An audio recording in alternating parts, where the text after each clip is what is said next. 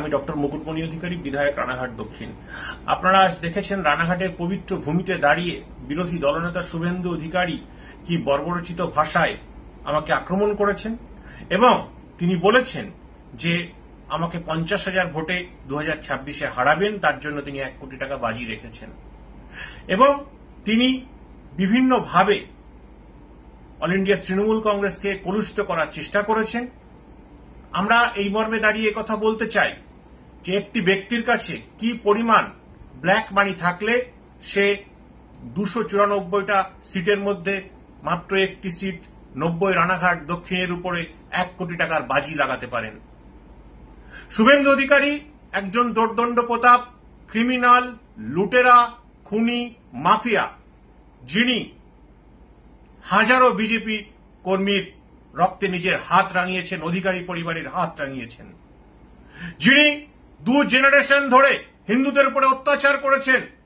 আজ শাহাবুদ্দিনের বাড়িতে 3 বাটি গরুর মাংস সাবার করার পরে 2019 সালে তমলুক লোকসভা কেন্দ্রের বিজেপির প্রার্থীকে তাড়া করে নদী পার করার পরে, হিন্দুদের উপরে অত্যাচার করার পরে আজ সুবিধাবাদী বিভীষণ শুভেন্দু অধিকারী বিজেপির ছত্রছায়ায় এসে বিজেপি দলটাকে শুধু নষ্ট করছে তাই নয়, হিন্দুত্বকে নষ্ট করে বিকৃত হিন্দুত্বকে প্রতিষ্ঠা করার অপপ্রচেষ্টা চালাচ্ছে। আমি নিশ্চিত রানাঘাট এবং পশ্চিমবঙ্গের সাধারণ মানুষ বিজেপির, বিশেষ করে শুভেন্দু অধিকারীর এই নাটককে ধরে ফেলেছে।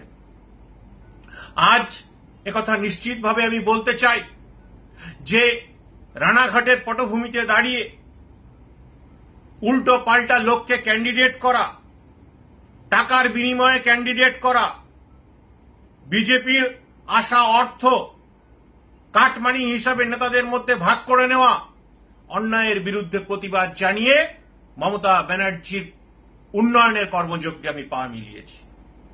আমি নিশ্চিতভাবে কথা বলতে চাই, মতুয়া তথা সমস্ত উদ্বাস্তু মানুষ, শরণার্থী মানুষ, এসসি এসটি ওবিসি মানুষ যারা বিজেপিকে ভোট দেন তারা নিশ্চিতভাবে হিন্দুত্ববাদী। আমিও নিশ্চিতভাবে একজন বড় হিন্দুত্ববাদী মানুষ, কিন্তু এই কথা বলতে বাধা নেই যে বিজেপির এই বিকৃত হিন্দুত্বে এসসি এসটি ওবিসি এই মূল নিবাসী পিছিয়ে পড়া অংশের মানুষের কোনো জায়গা নেই।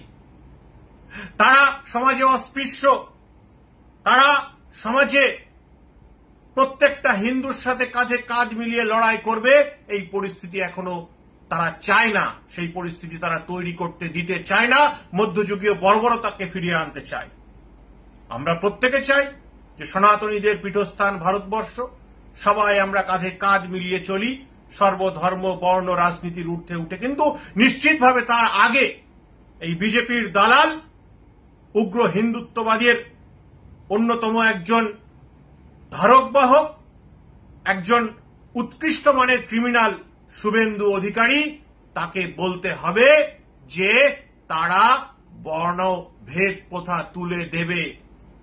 আজ মতুয়া, রাজবংশী, গোয়ালা, আমার পিছিয়ে পড়া অংশের আদিবাসী ভাই বোনেদেরকে বলতে চাই, বিজেপির এই উগ্র হিন্দুত্ববাদে আপনাদের জায়গা নেই।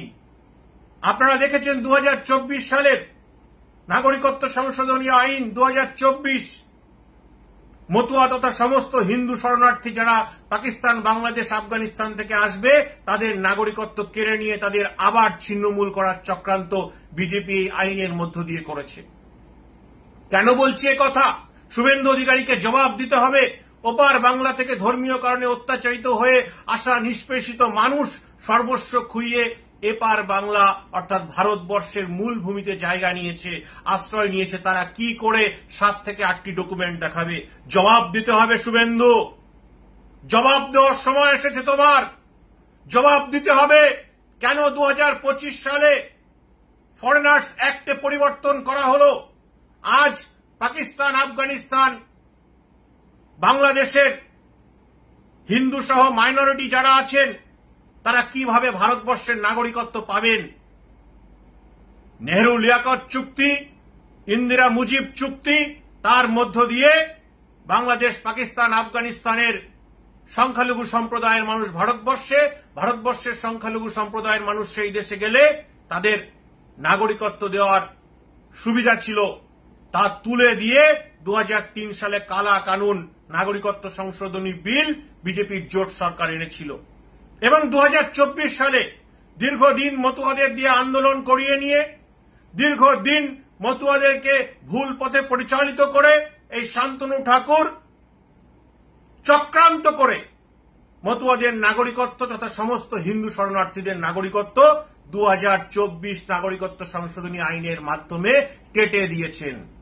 তাই নিশ্চিতভাবে মতুয়া তথা সমস্ত হিন্দু শরণার্থী পশ্চিমবঙ্গবাসী জাগছেন।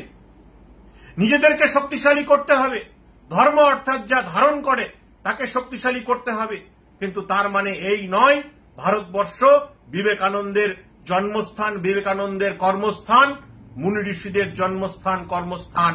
এখানে আমরা বসুধৈব কুটুম্বকমে বিশ্বাস করি, আমরা হিংসাতে বিশ্বাস করি না। আমরা সর্বধর্ম সমন্বয়, সারা পৃথিবীর অত্যাচারিত মানুষকে ভারতবর্ষের পটভূমিতে জায়গা দিয়ে একাত্ম করে নেওয়ার কাজ আমরা ভারতবাসী সনাতনীরা করেছি। আমরা উগ্র হিন্দুত্বের মধ্য দিয়ে মব লিঞ্চিং করা, অত্যাচার করা, সাধারণ মানুষের উপরে অত্যাচার করা, তার তীব্র বিরোধিতা জানাই। তাই শুভেন্দু অধিকারী, তোমাকে জবাব দিতে হবে। সুবিধাবাদী একজন উৎকৃষ্ট মানের নরখাদক দালাল তুমি, তোমাকে আজ জবাব দিতে হবে পশ্চিমবঙ্গের সাধারণ মানুষের আদালতে যে তুমি শুধুমাত্র সুবিধা নেওয়ার জন্য মমতা ব্যানার্জির আঁচল ছেড়ে মুখ্যমন্ত্রী হওয়ার স্বপ্ন নিয়ে বিজেপিতে জয়েন করে বিজেপিটাকে নষ্ট করছো। আজ যারা বিজেপি করছেন নিশ্চিতভাবে 2026 সালের পরে উপলব্ধি করবেন শুভেন্দু অধিকারী নামক রাহু, শুভেন্দু অধিকারী নামক শনি বিজেপিটাকে ছিন্ন বিচ্ছিন্ন করে দেবে।